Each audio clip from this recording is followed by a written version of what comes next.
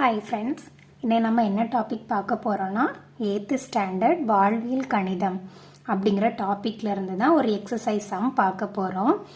சம்மு பார்க்கலாம். சம் என்ன, ஒரு பழ வியாபாரி வாங்கிய மாம்பழங்களில் 10% அழுகி இருந்தன.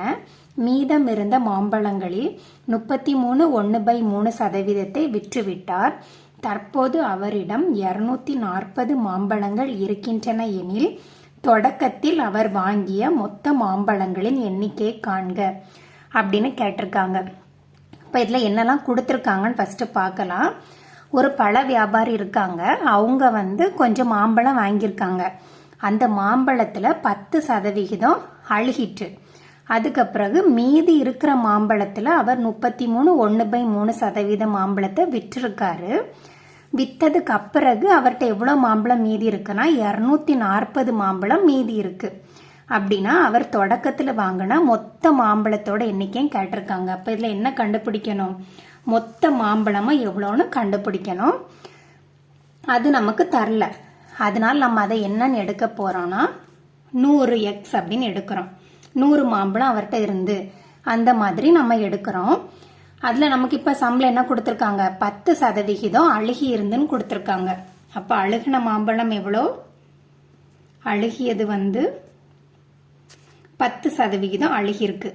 அப்போது அவர்கிட்ட 100 மாம்பழம் இருந்து அதில் 10% அழுகிட்டுனா இப்போ எத்தனை மாம்பழம் அழுகிருக்கும், 10 மாம்பழங்கள் அழுகிருக்கும்.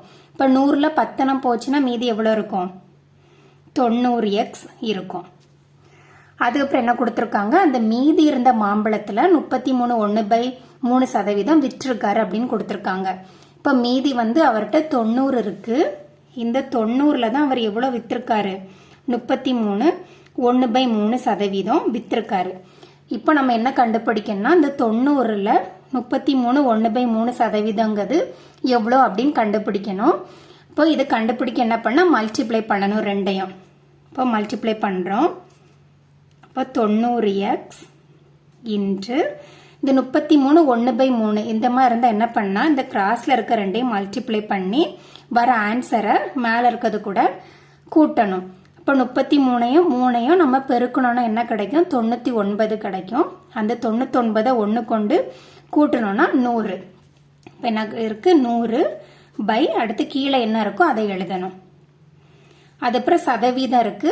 சதவீதத்தை நம்ம 1/100ன்னு எழுதுவோம். இப்போ 1/100. இப்போ இந்த 100 கேன்சல் ஆகும். இந்த 90 கேன்சல் பண்ணோம்னா 30. அப்போ அவர் 90ல் 33.1/3% மாம்பழத்தை வித்தாருன்னு கொடுத்துருந்து அது எவ்வளோனா 30 மாம்பழம். இப்போ 30x. இப்போ அவர் விற்ற மாம்பழங்கள் எவ்வளோ, 30xன்னு கிடைச்சிருக்கு. அடுத்து அந்த சம்மில் என்ன கொடுத்துருக்காங்க, அது விற்றதுக்கு அப்பிறகு அவர்கிட்ட 240 மாம்பழம் இருந்து அப்படின்னு கொடுத்துருந்தாங்க.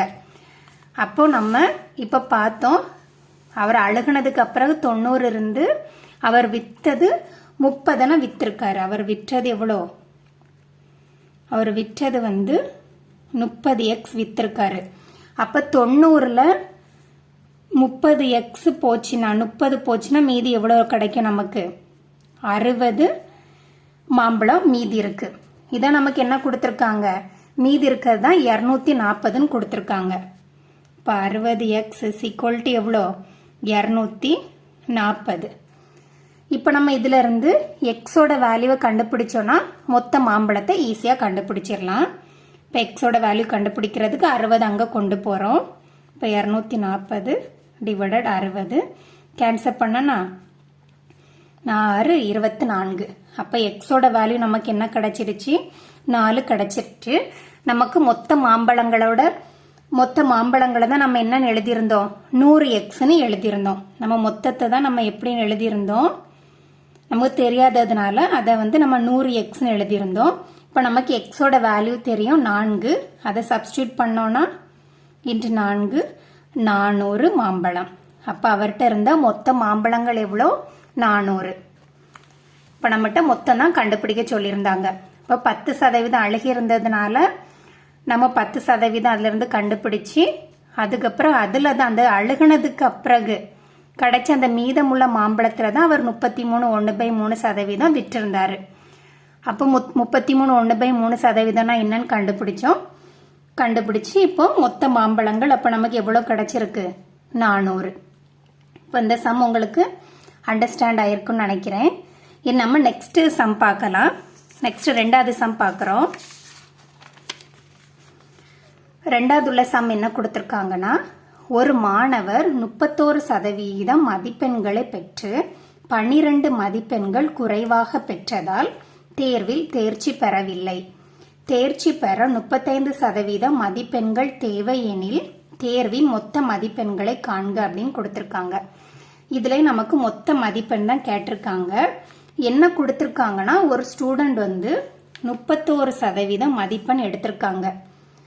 அவங்க 12 மதிப்பெண் கம்மியா எடுத்ததுனால ஃபெயில் ஆயிட்டாங்களாம். ஆனா பாஸ் ஆகுறதுக்கு எவ்வளவு மதிப்பெண் வாங்கியிருக்கணும்னா 35% வாங்கியிருக்கணும். அப்போ பாஸ் ஆகுறதுக்கு எத்தனை பெர்சன்டேஜ் வேணும்? 35% வேணும்.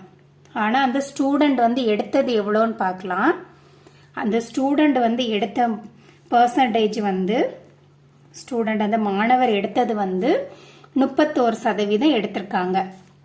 அப்போ இந்த மாணவர் பாஸ் ஆகணும்னா அப்ப என்ன எத்தனை பெர்சன்டேஜ் எடுத்திருந்தா பாஸ் ஆகியிருப்பாங்க?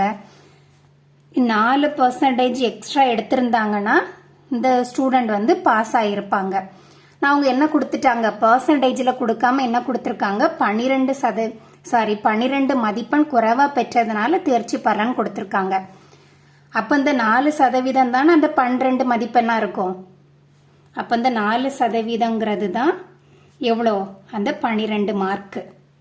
இப்போ நமக்கு இப்போ 4% 12 நமக்கு தெரிஞ்சிட்டு. இப்போ இதுல இருந்து நம்ம ஈஸியா 100% எனக்கு நமக்கு மொத்த மதிப்பெண் தான் கண்டுபிடிக்க சொல்லியிருக்கு. இப்போ 4%ங்கிறது 12 நமக்கு தெரிஞ்சிடுச்சு. இதுல இருந்து 1%ஓட மதிப்பெண்ணை நம்ம கண்டுபிடிச்சோம்னா 100%ஓட மதிப்பை ஈஸியா கண்டுபிடிச்சிடலாம். இப்போ 4% 12 இருந்ததுன்னா இப்போ 1% என்னவா இருக்கும்? இந்த 4 கொண்டு 12 நம்ம டிவைட் பண்ணோம்னா 1% நம்ம கண்டுபிடிச்சிடலாம். இப்போ கேன்சல் பண்ணா 3. அப்போ 1% எவ்வளோ? 3. அப்ப இதுல இருந்து 100% அப்ப என்னவா இருக்கும்? 1% 3 இருந்தா அப்ப 100% 300. அப்போ மொத்த மதிப்பெண் எவ்வளோ? 300. அப்போ இதுல என்ன கொடுத்துருக்காங்க? பாஸ் மார்க் கொடுத்துட்டாங்க. 35% பாஸ்ன்னு கொடுத்து அந்த ஸ்டூடெண்ட் 31% மதிப்பெண் எடுத்தாங்கன்னு கொடுத்துருக்காங்க. அதனால நம்ம அதை யூஸ் பண்ணி நம்ம கண்டுபிடிச்சிருக்கோம். ஓகே, இந்த சம் உங்களுக்கு அண்டர்ஸ்டாண்ட் ஆயிருக்கும்னு நினைக்கிறேன். அண்டர்ஸ்டாண்ட் ஆயிருந்தா லைக் பண்ணுங்க, உங்க ஃப்ரெண்ட்ஸுக்கும் ஷேர் பண்ணுங்க, சேனலை சப்ஸ்கிரைப் பண்ணி சப்போர்ட் பண்ணுங்க. தேங்க்யூ.